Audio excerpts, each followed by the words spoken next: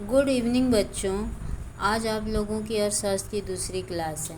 जैसा कि मैंने आप लोगों को पहली क्लास में बताया था कि अर्थशास्त्र किसे कहते हैं, अर्थशास्त्र के अंतर्गत किन बातों का अध्ययन किया जाता है और अर्थशास्त्र के अध्ययन के कौन कौन से स्तंभ हैं।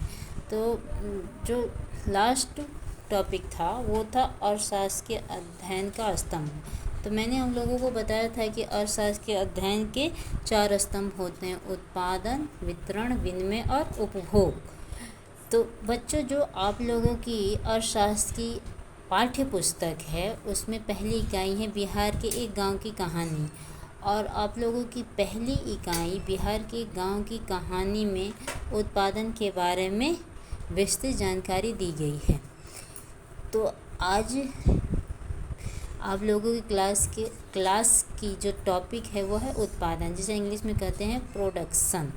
बच्चों, जब हम कोई भी टॉपिक पढ़ना स्टार्ट करते हैं तो पहला प्रश्न आता है, जैसे आपका आज का टॉपिक है उत्पादन, तो पहला प्रश्न आता है कि उत्पादन होता क्या है या उत्पादन किसे कहते हैं। तो देखिए, इसकी परिभाषा है अर्थशास्त्र में उत्पादन का अर्थ उपयोगिता का सृजन करना है।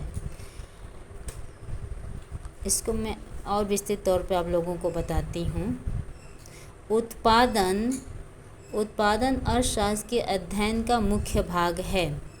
उत्पादन के द्वारा ही समाज में वस्तुओं एवं सेवाओं का सृजन होता है जो हमारी आवश्यकताओं को संतुष्ट करती है। जैसे एक बढ़ई जब लकड़ी को काट छाट कर उससे मेज या कुर्सी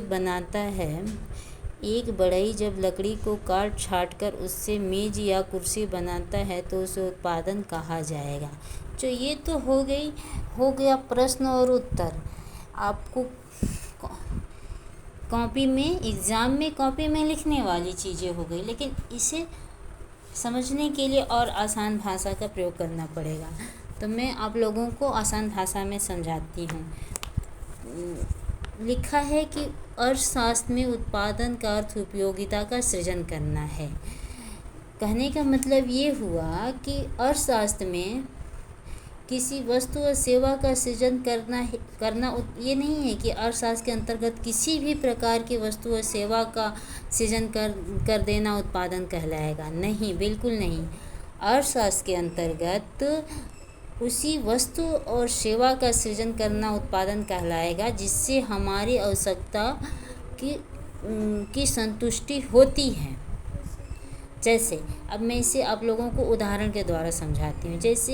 जैसे एक बढ़ई क्या करता है, लकड़ी से मेज और कुर्सी बनाता है। तो जो लकड़ी है उसका भी तो सबसे पहले उत्पादन होता है, क्योंकि जब हम पेड़ लगाते हैं तो वो पेड़ हमें फल देता है, लकड़ी देता है, तो उत्पादन तो उससे हो ही रहा है।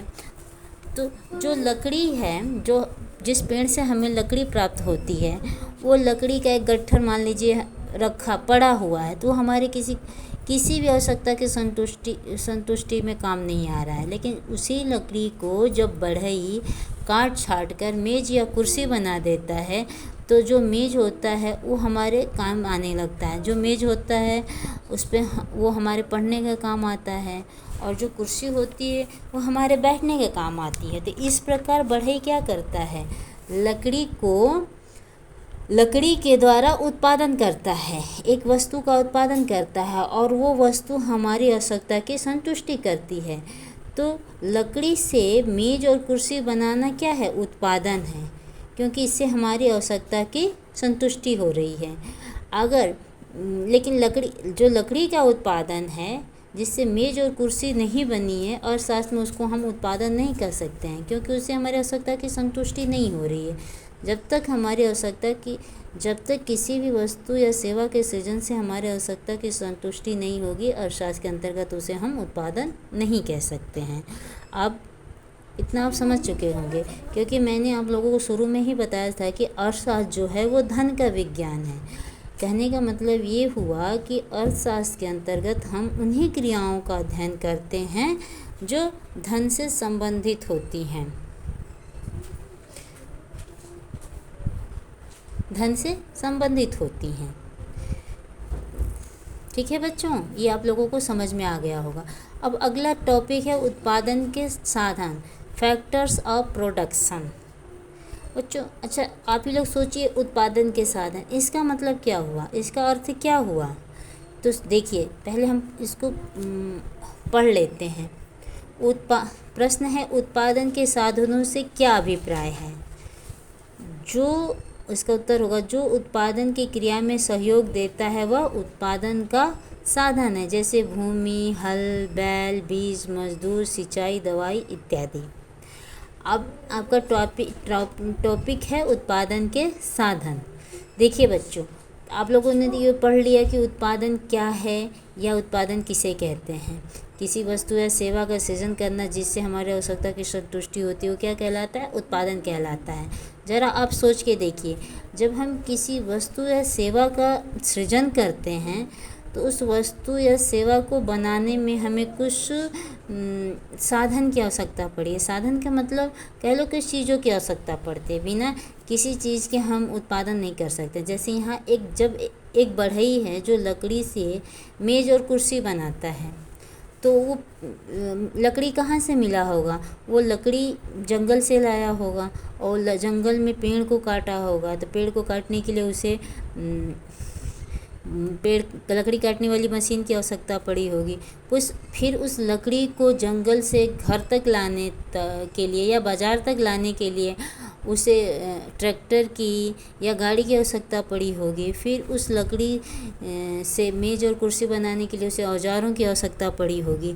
इस तरह जिन जिन वस्तुओं की उसे आवश्यकता महसूस हुई है वो क्या है? उत्पादन के साधन हैं। किसी वस्तु या सेवा के सृजन के लिए जिन वस्तुओं की आवश्यकता, जो वस्तु की आवश्यकता होती है या सहायक होते हैं, वही क्या कहलाते हैं? उत्पादन के साधन कहलाते हैं। जैसे इसमें उदाहरण दिया हुआ है, भूमि, हल, बैल, बीज, मजदूर, सिंचाई, दवाई इत्यादि। देखिए, एक बढ़ई को मेज़ और कुर्सी बनाने के लिए औजार, गाड़ी और मशीन की आवश्यकता पड़ रही है। उसी तरह जो एक किसान है वो खेती करता है तो क्या करता है? अन्न का उत्पादन करता है और उस अन्न से हमारी भूख मिटती है। तो अन्न का उत्पादन हो रहा है और उससे हमारी भूख मिट रही है, तो उससे हमारी आवश्यकता की संतुष्टि हो रही है। तो इस तरह किसान क्या कर रहा है? किसान द्वारा खेती करना एक क्या है? उत्पादन है। देखिए, किसान खेती कहाँ करता है? भूमि पर करता है। तो खेती करने के लिए भूमि की आवश्यकता पड़ेगी, तो भूमि क्या है? उत्पादन का साधन है। उस भूमि की जुताई करने के लिए हल बैल की ज़रूरत पड़ेगी। अब उस जुते हुए किसान में अन्न उत्पादन के लिए बीज की आवश्यकता पड़ेगी। उन बीजों को बोने के लिए मजदूर की आवश्यकता पड़ेगी। फिर फसल की सिंचाई के लिए पानी की आवश्यकता पड़ेगी। फसलों को रोगों से बचाने के लिए दवाई की आवश्यकता पड़ेगी। तो ये भूमि, हल, बैल, बीज, मजदूर, सिंचाई, दवाई, ये सब क्या है? ये सब क्या है? उत्पादन के साधन हैं। तो बच्चों, अब उत्पादन क्या होता है और उत्पादन के साधन क्या होते हैं ये तो आप लोग समझ गए। अब ये प्रश्न आता है, अब तो समझ गए कि उत्पादन क्या है और उत्पादन के लिए कुछ साधनों की आवश्यकता पड़ती है। फिर प्रश्न ये आता है कि उत्पादन के साधन कितने प्रकार के होते हैं या उत्पादन के साधन का प्रकार क्या होता है? क्योंकि उत्पादन के कुछ मुख्य साधन होते हैं जो हर प्रकार के उत्पादन के लिए आवश्यक होते हैं। तो उत्पादन के साधन 5 प्रकार के होते हैं। कौन कौन से? भूमि, पहला क्या है? भूमि, क्योंकि या लकड़ी पर मेज बनाने के लिए लकड़ी का उपजाना हो, पेड़ लगाना हो तो उसके लिए वो भूमि चाहिए। खेती करने के लिए भी भूमि चाहिए। फिर कोई फैक्ट्री, कोई कंपनी स्थापित करने के लिए हमें पहले किस चीज़ की आवश्यकता पड़ती है? भूमि की आवश्यकता पड़ती है। फिर भूमि के बाद क्या आता है? दूसरा उत्पादन का दूसरा साधन क्या है? श्रम। श्रम मतलब लेबर। अब उस खेत में, उस भूमि पर काम करने के लिए, श्रम करने के लिए हमें श्रमिकों की आवश्यकता पड़ती है। तो दूसरा क्या हो गया उत्पादन साधन? श्रम। तीसरा है पूंजी। जैसे किसी भी कार्य को करने के लिए भूमि मिल गई, हमें श्रमिक मिल गए, मजदूर मिल गए, तो फिर उन मजदूरों को रखने के लिए उन्हें वेतन देना पड़ता है। या फिर भूमि खरीदने के लिए हमें पूंजी चाहिए, धन चाहिए होता है। तो उत्पादन का साधन तीसरा क्या हो गया? पूंजी। चौथा होता है व्यवस्था या संगठन, यानी भूमि, श्रम और पूंजी, इसको व्यवस्थित करके सुचारू रूप से काम करने के लिए एक व्यवस्था या संगठन की आवश्यकता पड़ती है। तो चौथा, उत्पादन का चौथा साधन हो गया व्यवस्था या संगठन। और इन सभी चीज़ों को करने वाला जो होता है उसे उद्यमी या साहसी कहते हैं। इस प्रकार उत्पादन के 5 साधन होते हैं: भूमि, श्रम, पूंजी, व्यवस्था। इसे संगठन, व्यवस्था या संगठन दोनों कह सकते हैं। उद्यम या साहस, उद्यमी या साहसी भी कह सकते हैं। तो बच्चों, ये था उत्पादन, जो आप लोगों को समझ में आ गया होगा। तो मैं एक बार फिर आप लोगों को शॉर्ट में समझा देती हूँ। क्या है उत्पादन? क्या है अर्थशास्त्र में उत्पादन? क्या है अर्थशास्त्र में उत्पादन? क्या है अर्थशास्त्र में उत्पादन? वो कहलाता है जैसे किसी वस्तु या सेवा के सृजन से जब हमारी आवश्यकताओं की संतुष्टि होती है तो उसे हम उत्पादन कहते हैं अर्थशास्त्र के अंतर्गत। और उत्पादन के लिए हमें कुछ साधनों की आवश्यकता पड़ती है, और वो साधन कितने प्रकार के होते हैं? 5 प्रकार के। कौन कौन से? भूमि, श्रम, पूंजी, संगठन और साहस। तो बच्चों, आज की क्लास में बस हम इतना ही पढ़ेंगे। नेक्स्ट क्लास में मैं आप लोगों को उत्पादन की जो 5 साधन हैं उन्हें विस्तृत तौर पे समझाऊंगी। ठीक है बच्चों, अगर आप लोगों को कोई इसमें समस्या आती है तो आप मुझे कमेंट करके बता सकते हैं। धन्यवाद बच्चों। जय भारत, जय बिहार।